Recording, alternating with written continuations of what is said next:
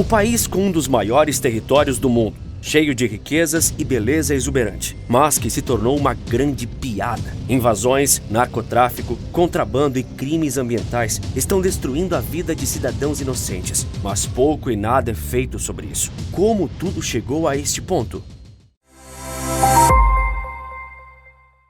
Mais de 25 mil quilômetros de fronteira, sendo 15 mil de fronteiras secas e outros 10 mil em vias marítimas. Esses números titânicos naturalmente deveriam ser algo que fizesse qualquer país se vangloriar por seu imponente tamanho, se beneficiando disso. Mas não é o que acontece. Há anos, no lugar de tomar proveito do fato de fazer fronteira com 11 dos 13 países sul-americanos para melhorar ainda mais suas relações internacionais, o Brasil tem falhado em lidar com as situações que ocorrem em nossas fronteiras, principalmente ao norte do país. Dos 15 mil quilômetros de fronteira terrestre que possuímos, 12 mil estão concentrados na região amazônica. Ou seja, o problema acontece em nosso maior tesouro. Por um lado, temos a omissão do Estado em fechar os olhos para as mazelas sociais e crimes que acontecem naqueles estados. E do outro, as facções aproveitam dessa abstenção para sequestrar e dominar aquelas áreas que viraram terras sem leis. Entre a lista interminável de crimes, o maior deles é o que podemos chamar de mal da América Latina.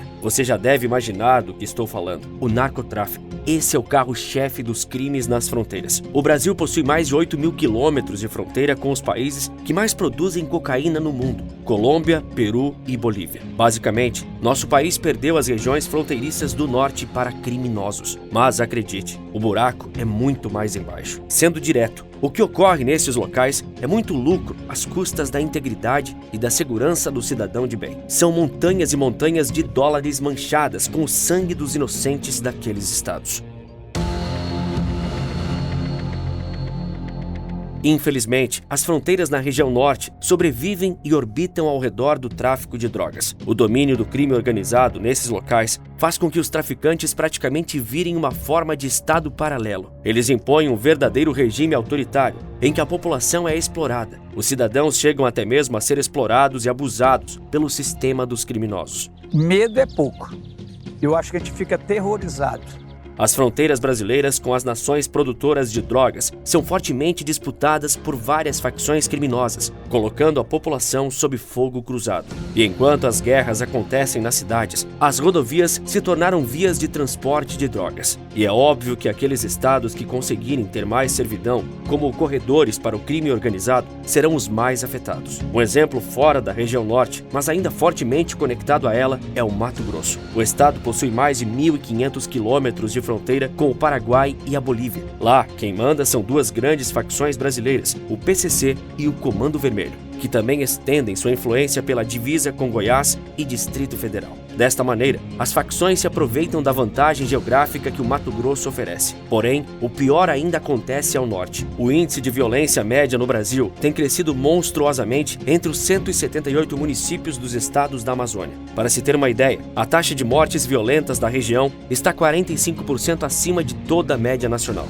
Para facilitar o entendimento, pense que em todo o país, a média é de 23 mortes violentas a cada 100 mil habitantes. Mas nos estados da Amazônia, são de 34 a cada 100 mil habitantes. E em locais mais específicos, os números chegam a 80 assassinatos. A logística das facções começa a buscar o controle de formas cada vez mais criminosas. Por exemplo, para os trabalhadores de extração, produção e transporte ilegal de mercadorias, eles utilizam do trabalho análogo à escravidão. Eles possuem controle sobre uma população que, pela falta de competência estatal, acaba ficando mais fragilizada social, moral e economicamente. Desta maneira, é facilmente atraída ou forçada para o crime. Os mais jovens são o alvo, e isso alimenta a evasão escolar, o analfabetismo e a incapacidade intelectual da população. Além disso, os crimes sexuais como abusos e prostituição aumentam drasticamente. E por fim, temos outro grande problema, que se iguala mesmo ao narcotráfico em incidência na região: os crimes ambientais. Uma vez inseridas naquelas regiões de alta diversidade, as facções recorrem à exploração ilegal de minérios, madeira, tráfico de animais e pesca ilegal. Então, o crime organizado cria uma intrincada rede com tráfico de drogas, de armas e exploração ambiental. Tudo isso bem embaixo do nariz do governo, que pouco ou nada faz para impedir. Enquanto escoam suas drogas, usam a economia local para lavar o dinheiro obtido ilegalmente e cometem os mais diversos tipos de delitos. Isso precariza a vida da população ao redor. Hoje em dia, as duas maiores rotas de transporte de mercadorias ilegais são a rota de Tabatinga, em Manaus, administrada pelo Comando Vermelho e pela Família do Norte, e a principal do país, que é comandada pelo PCC, que se localiza em Ponta Porã. Quando falamos do poder do crime organizado, soa como algo livre, leve e solto. Mas como a polícia age diante disso? Recentemente, o presidente Luiz Inácio Lula da Silva decretou que 3.700 militares das Forças Armadas passem a atuar no combate contra o crime organizado nas fronteiras. Todo esse efetivo vai se espalhar por aeroportos, portos e fronteiras, ou seja, para todas as possibilidades de transporte legal. Por outro lado, o chefe da Polícia Federal na fronteira entre Brasil e Paraguai, Anésio Rosa de Andrade, determinou que sua gestão vai focar no combate ao tráfico, lavagem de dinheiro e todos os outros delitos cometidos pelas facções. A estratégia da Polícia Federal será intervir e enfraquecer a rota do crime organizado na cidade de Ponta Porã, que é uma das principais formas de entrada do crime organizado internacional no Brasil. Mais e mais operações de apreensões de fuzis, armas, artigos de luxo, entorpecentes e outros equipamentos paramilitares acontecem todos os dias. Mas aposto que você está se perguntando, como tudo isso não adianta? Todo esse esforço é em vão? Infelizmente, o problema nas fronteiras não é somente o bem contra o mal. Afinal, não é segredo que em nossa justiça há uma forte inversão de valores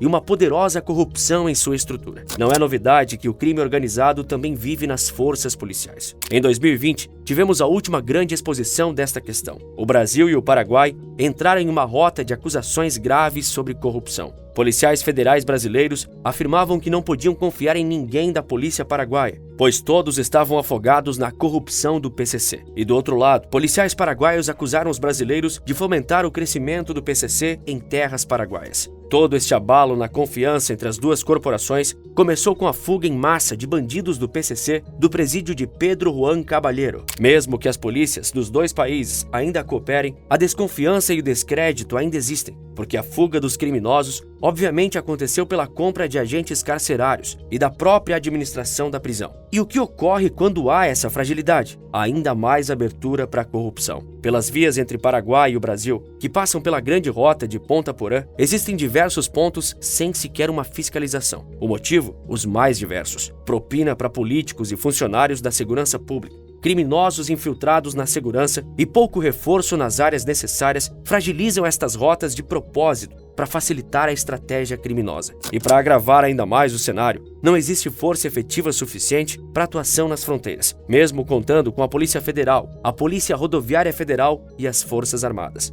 Sim, é basicamente inevitável falar sobre o crime nas fronteiras sem falar de segurança pública e política, pois todos esses fatores estão unidos e todos eles tendem a estar contra a população, que é a verdadeira vítima disso. O Grupo de Atuação Especial de Repressão ao Crime Organizado estima que o PCC fatura 4,9 bilhões de reais ao ano através das suas atividades criminosas, que orbitam da sua dominância nas fronteiras. Enquanto isso, operações policiais sérias, como a Operação Horus, consegue dar prejuízo de 208 milhões de reais ao crime organizado. É um feito e tanto. Mas a conta ainda está longe de bater de frente. As 588 cidades que estão nas fronteiras do país sofrem há décadas. Isso se dá porque cada área fronteiriça mencionada possui um histórico de atraso no seu desenvolvimento. Em outras palavras, são consequências da colonização europeia no Brasil e falta de interesse e investimento governamental. Ou seja, o crescimento econômico desses estados só começou a partir do século XX, mas a presença do crime organizado voltou a frear essa evolução. Desta maneira, o cenário é claro. As regiões de fronteiras são afastadas do centro econômico do país, abandonadas à sua própria sorte, acabam sendo sufocadas e exploradas pela criminalidade, que vê essas áreas como um paraíso. Estas regiões são historicamente negligenciadas e com limitações geográficas. Então, acabam sendo um prato cheio para o crime organizado agir. Em 2023, surgiram diversas propostas de capacitação das forças de segurança das fronteiras, para basicamente formar uma nova unidade policial no trabalho conjunto da Polícia Militar,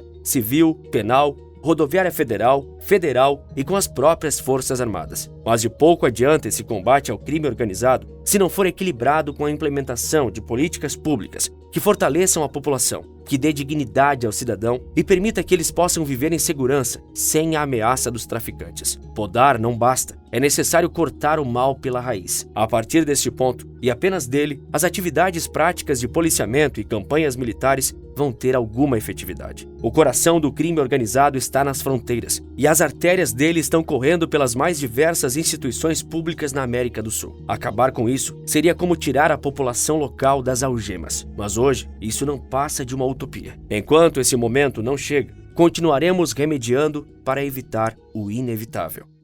Um certo país não poupa esforços para mostrar como odeia os brasileiros. Mas por quê? Qual é a origem desse ódio? É isso que vamos expor no vídeo que aparece agora na sua tela. Por esse vídeo é isso. Um forte abraço e bons negócios!